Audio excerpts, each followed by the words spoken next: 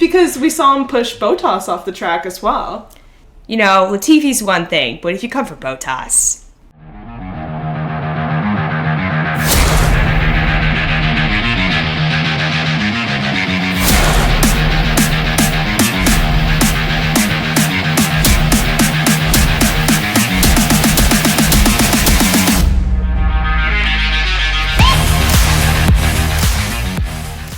Hello everyone, welcome back to The Grid. This is episode 7. We just finished watching the Australian Grand Prix last night. Since we're located in the central region here, we got the pleasure of going out to a bar to watch the race last night at midnight, which is a little bit past my bedtime, but very fun that we got to actually have a race on a Saturday for once. So yeah, we're gonna recap the whole race weekend here today, but yeah, I feel like it was much better to watch a race Saturday night than early Sunday morning. And going to the bar was fun, and we'll get into that later, but that was our first experience going to a bar watching Formula 1. There's a lot of Formula 1 fans here in Chicago. Who knew? I think my favorite thing, you have the people who are supporting the main three, I call them, Mercedes, Red Bull, Ferrari. You have a lot of McLaren fans, because I think there's a lot of US-based McLaren fans. They've done a good job there with Zach Brown being the CEO. But there's a table of people behind us. We were just sitting at the bar, and they were repping AlphaTauri hard. And it was so fun to see as the race was going on. You know, they were super excited about some of the things that were happening. Always love when you have someone that shows up and supports their team when it's not one of the main four. Yeah, it was cracking me up to see people in, like, Haas gear, too. That's like, right across the bar. American one, yeah. But still Haas, I'm like, you're in for a rough year. Not as bad as Williams, though, probably. It's still early in the season, but they've done considerably better than what they were doing last year, so there's hope, I guess. I guess do you want to start with, like, practice? Because I feel like a lot of things happened in practice. Yeah, this is a very exciting couple of days in racing, and there were a lot of things that happened in practice, qualifying, and the race, so I think it's only fair that we start at the beginning and work our way through. Yeah, because even in practice, I feel like a lot of things happen in the midfield that normally people don't pay attention to because it's not like the main race leaders, but there was a lot. Mm-hmm. So I think talking about practice, we have to hit on, I was kind of glad that Mary wasn't here for this race because Vettel did poorly, really poorly. It was just like his performance, the car, Aston Martin as a team, just a terrible race for them. And then like her other favorites like Bottas did really poorly. Ferrari half poorly. Sainz wasn't great. I was kind of glad not to watch her suffer through this entire Australian GP. Yeah, Aston Martin, what an awful weekend for them. A couple fines that happened. Stroll there. Was it in the practice session, third practice? Yeah, so Vettel went out in first practice and then hit the wall in second practice. Stroll went out in third practice and hit the wall. So there was a ton of rebuild for the engineers to do, which they actually achieved before qualifying, which was really, really impressive. And then qualifying was such a mess for Aston Martin too, which is so sad. They need to buy their engineering team a beer this weekend. Like, they really put them through the ringer there. Yeah, because I didn't even think that Vettel was going to get out in qualifying, but then Stroll crashed. Well, Stroll took out Latifi, which commentators were brutal. And I was watching it and thinking about you the entire time because they were just reaming Stroll. And I was like, Jack would just eat this up. Like, I know you love when Stroll gets handed a new one. They were rebuilding Vettel's car when Stroll went out, because they were prioritizing Stroll. And then once he crashed again, they could concentrate all their efforts on Vettel to get him out for qualifying. So I think he was in the last 2 minutes for qualifying. So didn't do super, super well because he only had 2 minutes to like warm up his tires and even get a time on. But that team was really put through the ringer this time. Yeah, I feel like we're really seeing a lot of Stroll's true colors. I think everyone was giving me shit for really hating on him at the beginning of the season, but I mean, everyone included, that was just Latifi. I mean, is it a race if Latifi doesn't crash? He's like the new Mazepin at this point, but he's my favorite pay-to-play driver. Like, now they're only two. I mean, they're only two now, but originally when Mazepin was there too, he's a pay-to-play.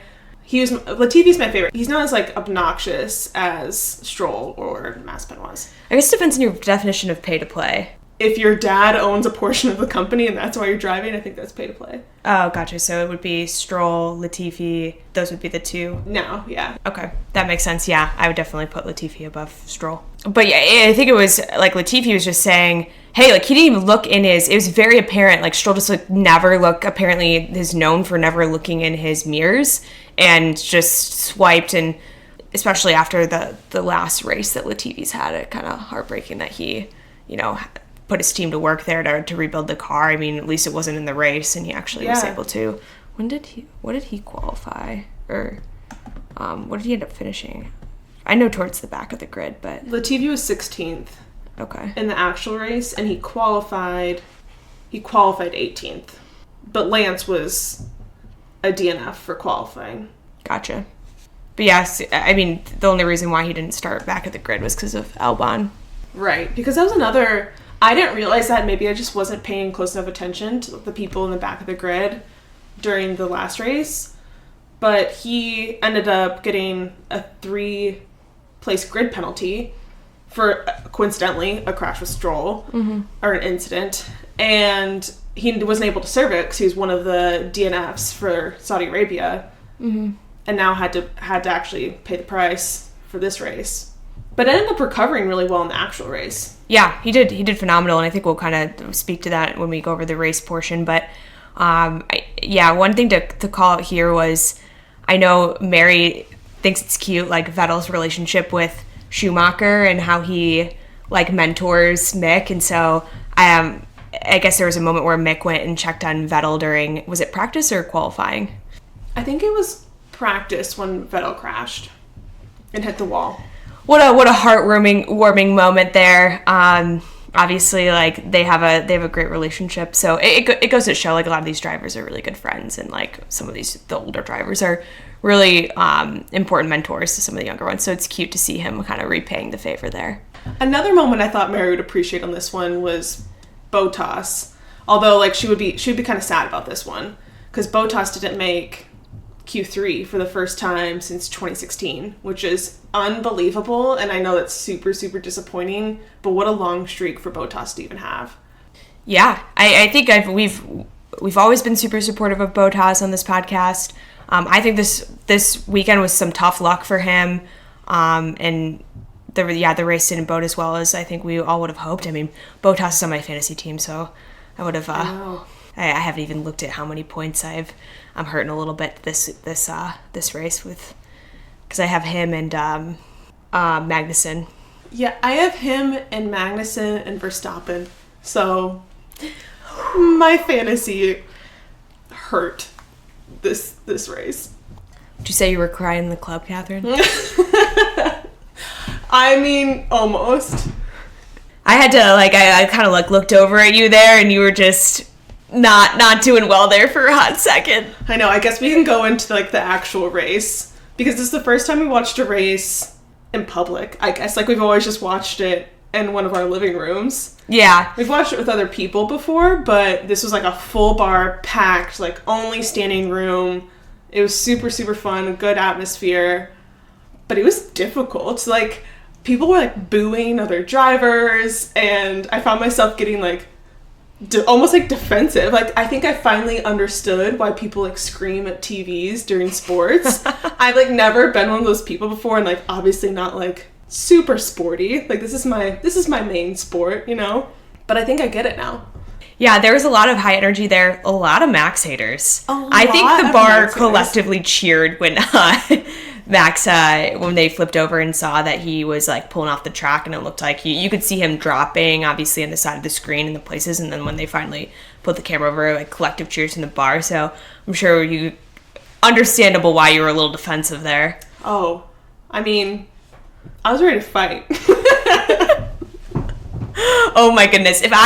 So yesterday I actually ran a half marathon in the morning, so I had to take a nap, and I chugged quite a bit of energy drinks to even stay awake because it's past my bedtime, and then I was completely exhausted. But I don't know if I would have been in this state, physically, to be able to defend you.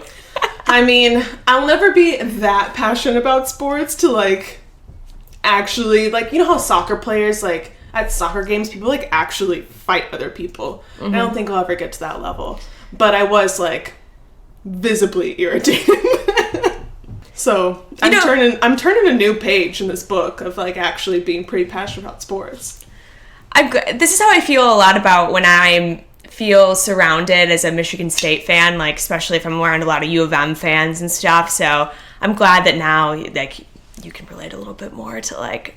It makes sense how passionate I get, because I think before you're always just like, it's just sports, but like when you're I'm like a little disturbed when people like will like scream and like get super animated about it, but now I kind of get it. Well, I think we're just naturally, both of us are very competitive, like about things we care about. If it's something that we either know we're not good at or don't really care, then I think we can turn that side of ourselves off. But if it's something that we care about or we're good at, like we are very competitive. So obviously we care a lot about Formula One. And so being in that atmosphere and then like having someone be so combative. The boos really got me. Same thing when we went to Austin. People booing. I don't like it. I just don't, even if it's not my driver, I don't like it. Because they were booing Hamilton in Austin. Which is, I feel like a lot of people... I feel like a lot more people hate Max than hate Hamilton. And I think a lot of that honestly has to do with Netflix. Yeah. Because people were talking to me, so like we were sitting right at the bar, so when people would come up and order drinks, they would like talk about what team they're supporting. And a lot of people said that. Where Netflix made Max to be the villain in Drive to Survive, and that's obviously why he's not doing it anymore, and that's exactly what he said too, because he's like, the same thing with Lando and Daniel. In this recent season, they made him to be combative and like against each other, when in reality I don't think it's really like that. And that was the same thing Max said. He's like, I know both these people personally, this is not who they are, and this is not the way they should be portrayed. Yeah, I think it's just because Max is like not very showy, if that makes sense, or he doesn't show his personality really on social media. Like Lando has a large following on Twitch, like he has these other things that he's involved with. Same thing with Daniel, like he's a large following in social media, and Max is so reserved. I think people take that reservation as being, and he gets angry so often that people take that in like a certain light. And so I think it was easier for people to brush aside the like Lando Daniel thing as nothing, especially too after, I think because there are so many people in the US that support McLaren, they're like, no, that can't, like, it doesn't support the narrative that I want to believe about the team. But It's so much easier when you have you have a lot of Ricciardo lovers, and then like you put the two against each other, and then you see, you know, people don't feel like they know as much probably about Max since he's just not as visible. So that's what I like though, because Max is just there to race, whereas like everyone else is like promoting something else. Like Max just wants to be the best race driver. So like that's why I've always liked him. It's just like he doesn't care about the other stuff. Whereas like everyone else is like, let me promote this and this and this, and like I want to be portrayed this way on social media. And you know how I am on social media. I'm like barely there. So like that's why I was like, okay, this guy gets it. Like he's just there to drive fast. See, it kind of fits because I think each of our drivers like emulate a little bit about our personalities. Like you, before we started this journey together here of like what am I in the fucking Bachelor? We started our journey together.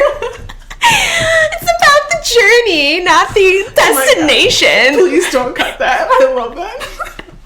Before we started this podcast in the beginning of the year, Catherine was vacant on Instagram. I think Instagram was largely the social media account. I think all of us, I really like Twitter too. I know you don't have a Twitter. But Mary and I both are active on Twitter and Instagram. But you, like, before we went to the Grand Prix, how long had it been since you had posted? I think 2018. So that's a solid, like, 3 years and change. And so I think that makes sense, like, right? Max is also like, I just want to be here and race. Catherine's like, I'm on here for the reels, but I'm not on here for the frill, you know? Yeah, I'm not there to, like, post photos of myself and... I mean, I've turned a new page, though. It's a whole new world now with Formula One. Well, I appreciate your reemergence onto the social media, and then you see, like, Vettel's, you know, so all these things that Mary supports, like, like, trying to find a way to reverse climate change, like, obviously, like, mentors a lot of people, and, like... Yes. That fits too, and I feel with like Ricciardo and stuff, like he's obviously very present on social media. I feel like of the three of us, I'm probably the more present one. Yeah, I would say so. It kind of fits. It's kind of cute. Yeah, I haven't actually done like an analysis of it, but now that we have, yeah, I feel like it kind of makes sense on the spot. thought analysis of why we picked the drivers that we picked. I think so. A lot of Daniel supporters. There was a couple people behind us. I saw like hats, jerseys, all that, and then obviously being his home race, like we wanted him to do well, and thank fucking God that he did. Yeah, really well. Him and McLaren in general. Lando did really, really well. It was a good race for McLaren. Yeah, qualifying Lando P4, Ricciardo P7, and then I think the big thing. So I guess we can go into recapping the race to begin with. Yeah. Right up the start there. I think the big thing, like Norris dropped to 6th. Leclerc steadily held on to the lead there. Hamilton pulled ahead into 3rd. And so we had a little bit of a shake-up at the beginning of the starting paces, and obviously other things happened throughout the race. But, where in the world was Carlos Sainz? What was it, lap 2 that he was out? And that was just absolutely devastating. I don't know what he's been struggling with, if it's the car or the track. But I feel like even last race, he wasn't really on it. Yeah, I was shocked to see, because I didn't get to watch qualifying live, and I was shocked to see how he did in qualifying this race.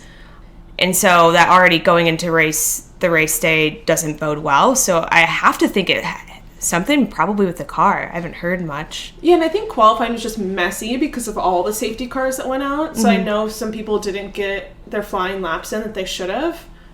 So even in this race, I think he just spun out, right? Mm-hmm. So I don't even know that it was the car. Maybe it has a lot of understeer or oversteer, but I'm not really sure what's happening with him. Yeah, it doesn't really hold to the consistency that we usually see with him. Obviously not usually being the flashy out front, but usually pretty high in the points there. So Ferrari's still leading the pack, but didn't help. I wanted it to be Sainz, though, ahead of Leclerc. I'm shocked. I don't know why I didn't see this coming, and I think it was when we did our grids originally. You both were shocked at how I had said that Carlos, I thought, was going to do better than Leclerc. I am still shocked. I don't think anyone, even Ferrari fans, I don't think saw this coming on how well Leclerc's doing. Yeah, Leclerc's just fast. I don't know that, like you've said, I don't think he's as consistent as Sainz, but he's fast. But it was sad to see Sainz just really, really take such a bad place in this race. A DNF, as well as Sebastian Vettel had a DNF, so I was kind of sad. And again, glad that Mary wasn't watching this one with us, because that was really devastating. He hit the wall again. Yeah. It was another one where he just hit the wall, had to retire. That was about lap 23, I think, that happened. And I know he hasn't had as much time in the car as the other drivers, just because he's been out with COVID. Mm-hmm. But I'm still very surprised by how poorly he's been doing in the car. Yeah, I think we'll see in the next couple of races. I mean, if he doesn't continue to do well, I think this could very well be... your prediction could come true that this is Vettel's last season. Yeah, I think no matter what, he's at a decline. He's not at his peak where he was winning drivers' championships. I'll say the same for Hamilton, but I'm not going to get on that train today. Yeah, so Hamilton qualified 5th, so to jump 2 places right at the start, it did feel a little bit like we were seeing old Hamilton there for a second. And I know that during the race and with the strategies that the Mercedes team was taking, and I think Russell was able to put a move on him. And I was surprised they let Russell do that. Yeah. And it sounded like they did play a little radio clip during the race where it sounded like Hamilton was not happy with the strategy they had chosen, that obviously prioritized Russell over him. I can understand, it's hard for him to kind of see the writing on the wall there. I don't think he'll accept it for a long time. But Russell's first podium with Mercedes, not his very first, because we did think it was his first podium, but I think we forgot about Spa, because Spa was just so boring in 2021. Yeah, if there is if we had to elect the most boring race, I think that would be the top of the charts there. Yeah, because we talked about that one last episode, which was just nothing happened. It was all under a safety car. But good to see Russell actually get his first podium with Mercedes in 2022. I think well-deserved, and I'm glad they actually gave him the chance to do that. Yeah, and it'll be even more interesting as the season goes on, and to see the Mercedes make those calls and what's the best interest for the team. And if they really do, if it does end up being they're starting to prioritize Russell over Hamilton, that'll be really interesting. But to be fair, the only reason Russell got third is because Max was DNF, which is honestly a devastating moment. And I was just we were at the bar, front and center, and I was completely just distraught. I didn't see that coming. No, and it's terrifying just as being a Red Bull fan for their engines overall, because what does this mean? Gasly's engine caught on fire. I don't know if it's engine or just, I don't know what's happening within the car, but same thing happened with Verstappen. There was flames coming out of his car, so I don't know what that means. And Tsunoda's had issues too, so the Red Bull engine could be in some major trouble, which is scary for the rest of the season. And with another DNF for Max, the championship is pretty far out of reach for him. It's still early, but if Leclerc continues to be this, if he does have that consistency element to him. But getting first in a DNF, that's already 25 points in between them? Mm-hmm. That's going to be almost impossible to make up. Yeah, so with the points that Leclerc's put up so far, I think Max has little room for error throughout the rest of the season if Leclerc remains this consistent. He has to hope for some things to go in Red Bull's favor, and I think if the car isn't holding him back, I think that he can, and he has that hope. But, we've seen them race. It's really exciting to watch the two of them at the front. It'll be interesting if that comes down to the end and how their relationship changes as they're kind of battling for that front seat. I like their relationship a little bit more than I like Lewis's and Max's, because I feel like they're more friends. Leclerc and Max are better friends than Hamilton and Max were. Didn't they race together? Together. Yeah. They almost grew up together, and I think it's hard to. Lewis represents a different age of drivers, and so he's kind of holding on to the old. It's like the millennials versus Gen Zers, We're doing TikToks, so I think we're losing that battle. It's been a little fun to start to create some TikToks. We're excited to show you some of the content that we've created that's F1 driven. That's not just us, videoing our episodes, but it's been eye-opening, man. The people work hard on these TikToks and trying to figure out how to tape them, catching on to all the trends. Also, why is it impossible to find these remixes other than 30-second clips? I want to be able to listen to the full length of the remixes outside of just hearing them on my reels every time I'm scrolling through. That these DJs need to start posting to SoundCloud or something. If anyone knows where I can find these longer versions, please help a girl out. We sound any older though. Please teach me the ways of how to get these sounds in a bite that's longer than 30 seconds. Yeah, I really just aged myself right there. Yeah, I think so. Whew. I'm right there with you though. So back to some other points that left me a little nervous there. So obviously I wanted Daniel to do well. They had to skip the Australian Grand Prix the last 2 years, correct? I believe so, yeah, because of COVID. They had pretty tight restrictions in Australia. Yeah, very tight restrictions in Australia. So Daniel hadn't been able to put up any points yet this season. And going back home, I think he had a lot of good energy. I just was wishing for some confidence there. There's a point when he was leaving the pit where he almost collided with Albon. That was a little bit too close for comfort there. But he was able to hold on to his position, so he didn't lose a spot when he pitted, which was good. But a little nerves there, and that would have been devastating to see him not get points again, especially in his home country. Yeah, because I feel like a lot of Daniel's issues have been mental. He's a good driver at his core, but I think it's a mental game for him. Because, again, when he's in Australia, he has all these fans, all these supporters. You see him do really well. And I think that's what he needs, full time. He needs a hype person. Yeah, he does really need a hype person. His, do they all have, personal coaches? Yeah, the trainers. The trainers, his trainer and him seem, pretty close. Michael. Yeah, Michael.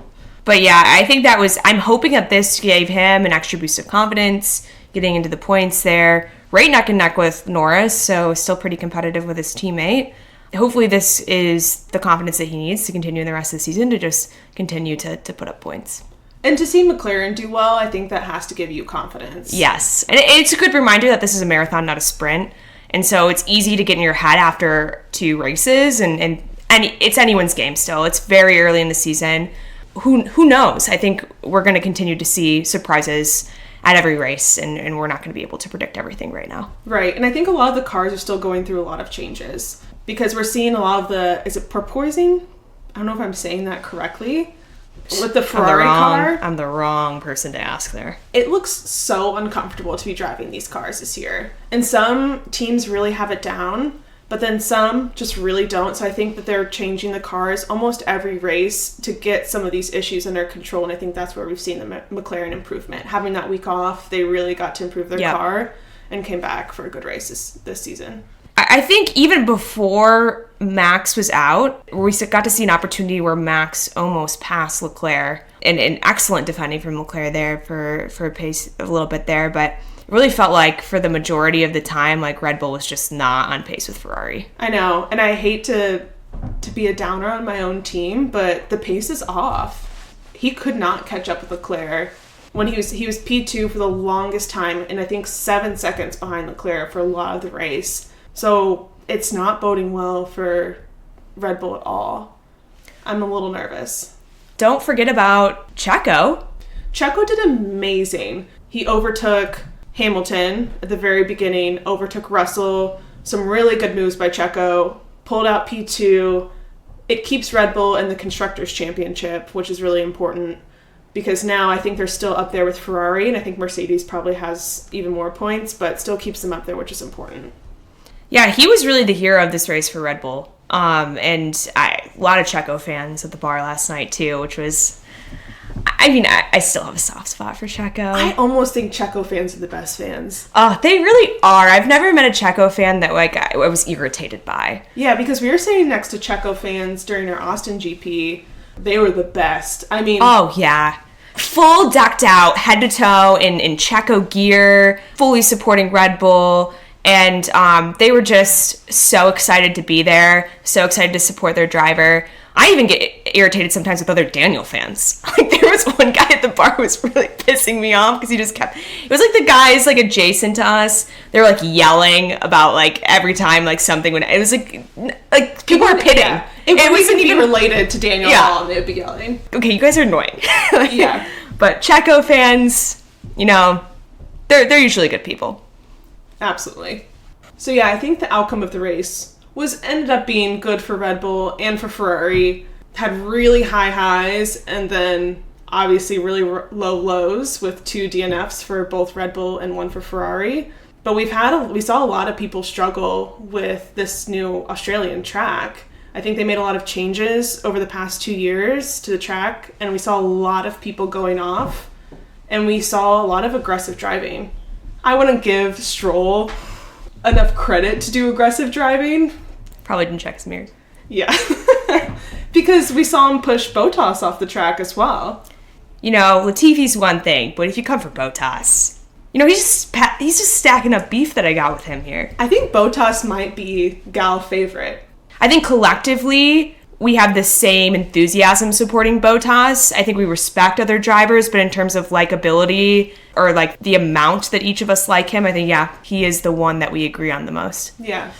And so he was one of many that went off the track. That one was a little bit more forced, but we saw a lot of people just spin off the track. It seemed like a very difficult track, or maybe just the drivers weren't accustomed to it. But either way, I think the Australian GP was challenging, but very entertaining to watch. My fantasies just completely messed up from this race. Maybe some switches will bode me well for the next race, which is Italy, and we have a week off. Mm-hmm. So the gals will be in Spain, but once we get back, we'll be watching the Italian GP. Yeah, so we're taking some time off for work, taking a vacation. We'll still post an episode, so in the off week, so there'll still be an episode next week for you guys, and then we'll be back with the Italian Grand Prix the week we return. Well, thank you again for listening. We're glad to have you here. Once again, please like, subscribe wherever you get your podcasts. For links to all of our social media, you can go to our website, gridgals.com. Feel free also to, if you have any questions, want us to talk about a specific topic, feel free to leave us a comment on our website there or email us at gridgals@gmail.com. And that's a checkered flag for this session. We'll see you back on the grid next week.